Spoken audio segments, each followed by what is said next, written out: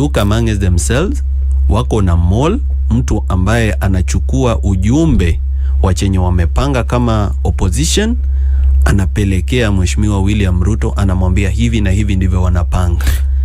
And I think Chris, wakili umeigusia hii. And wakili, what's wrong ya kwamba Chris may not be my friend, but if I'm in trouble, what's wrong with Chris trying to help with my bill? Wakili? Yeah, there are people who've supported me. Okay. And I appreciate it. Kwa sasa mimi sijatengeneza any alliance for the upcoming Inject party with any other coalition.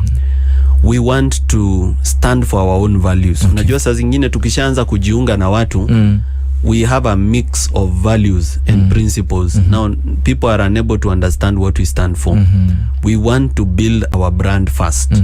Tunataka kujijenga sisi kama vijana wa Kenya. Tujibrand kwanza, watu watuelewe what do we stand for. Kwa sababu tukishaanza kuingia kwa alliances na wanasiasa, italeta ile confusion. Kwa sababu ukiingia alliance na Martha Karua ama ukiingia alliance na Eugene Wamalwa saa hii, inaweza kukaa ni kama what they believe in is what you believe in, so your values don't come out. Sasa ndio values zetu ziweze kujulikana na tuweze kujenga brand yetu as a young crop of leaders who are coming up, who are leaders of integrity, who believe in a new Kenya, where leaders are accountable and that are not corrupt, and where systems work. Lazima kwanza tujitenge kidogo, tujijenge kwanza, tujenge jina letu, tujenge system zetu, tujenge jina letu, vijana waingie, wajiamini. Unajua vijana wengi wa Kenya hawajajiamini bado. Na wengi ambao wanataka nyadhifa za uongozi wanaogopa kuingia kwa hii chama kwa sababu wanafikiria labda wataitishwa pesa. We must build that confidence in them kwamba hii ni yenu.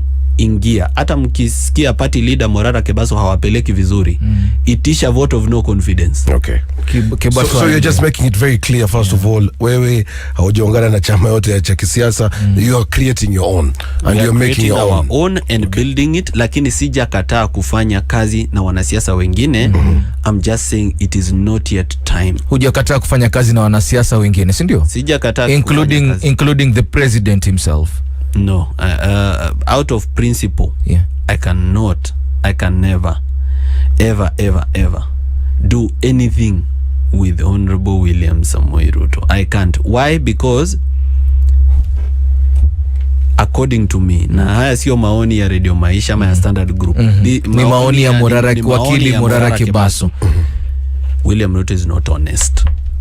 So anything you discuss with him, you cannot trust him. You cannot hold on it that hii ni kitu solid sasa tumediscuss, tumeelewana. So you cannot trust him. The second thing is values zenye tuko nazo or that we are trying to build in the society are not values that he stands for. For example, we stand for the value of accountability. He doesn't believe in it.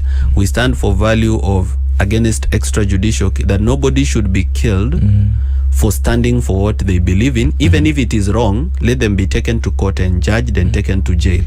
Nobody should be kidnapped, auawe, awekwe kwa gunia ama atupwe kwa mto.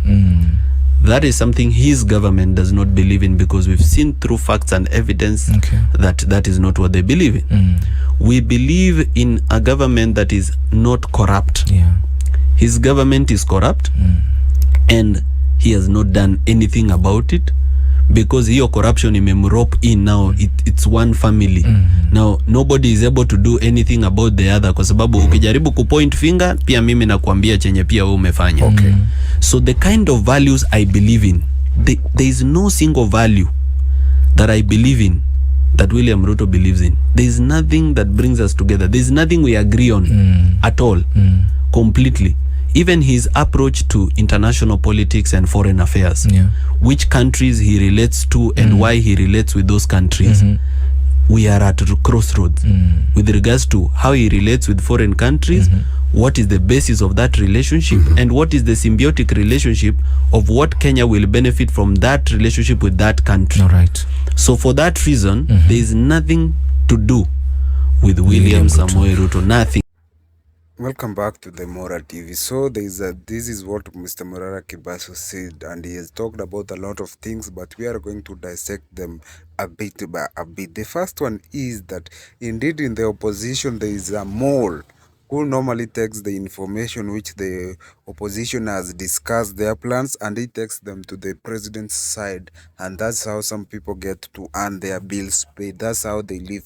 That's their trade, and that is their work. So the opposition needs to really look at itself, realign and reevaluate itself, because inside the opposition there is a mole, and he didn't want to talk much about it because he will compromise the sources which gave him this information. But from the look of the thing, sometimes when the opposition had plans and they are thwarted, it clearly exposes that there is a very big mole in the opposition, and this big mole just destroys things. Like, it just expresses things which are not supposed to be exposed out there, and it compromises the well wishers and the well dealing of the opposition and the plans of the opposition. That's the first thing which Morara Kibasa has talked about. And he has said that there's a lot in this government which needs to be readjusted and be relooked upon, because if it doesn't be relooked upon, then it will cause trouble and it will expose some things which are were not expected, and as they were not expected, then they will cause more drama and more drama, and it won't work as it was expected. Remember the other day he said that there is a mole in his inject party who has been giving information to NIS. For example, when they came to arrest him for the first time, he wondered how they knew where his office was. He wondered how comes they could come directly to the office and they never knew that his office, this is where there is, as this is where this office holds this somebody and this somebody. So it was clear that there is a mole. So everywhere there is a mole. Apart from that, we have seen Morara Kebaso talk about things like the selection by the government. We have seen a lot of selections being done, some of them which are being termed tribal by the masses, because we have seen what are the heads of the parastatals that have been chosen for the longest time. But when you go or you trickle down, then you realize that even the smallest appointment, it can be done tribal, because that's how the system is already working in Kenya at the moment. So as if it's working so at the moment, then it exposes a lot of things like poor governance, poor leadership. We have seen corruption cases where they are corrupt people who have been charged, but they have never been prosecuted by the DPP. So that raises a lot of questions. Then it means that there needs to be done a lot of things so that this government can come back to the senses. We have seen a lot of demonstration in the last day.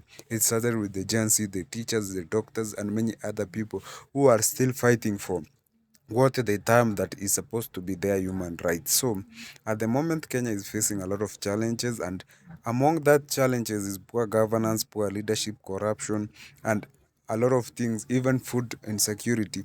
So it means that the coming days, then there is going to be a lot more trouble if Kenyans don't wake up and say enough is enough. That's it from Mora TV. Stay tuned for more.